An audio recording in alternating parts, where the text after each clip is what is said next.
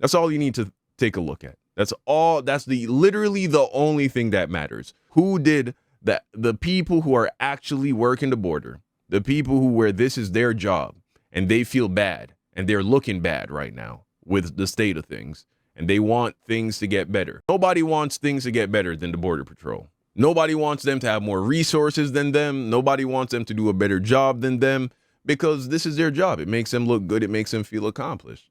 Well, they're obviously going to endorse the people who they believe will empower them the most. And so they endorse Donald Trump. Instantly kills any narrative the left wants to pull about this pathetic bill they wanted to pass or how Harris would have theoretically have done better. There is no YouTuber, there is no old lady on a talk show that knows the situation at the border more than the Border Patrol.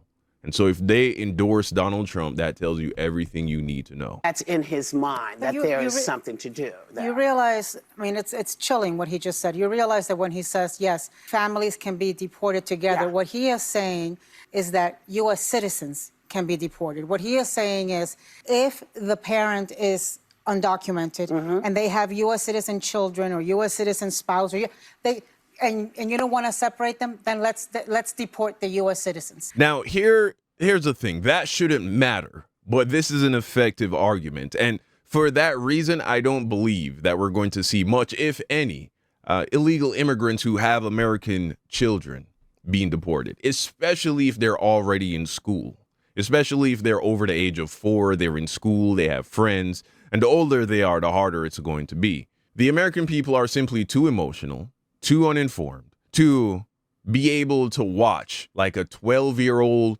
girl taken out of her school. She doesn't know a lick of Spanish. She's doing well in school. She has a bunch of friends. She's on the soccer team.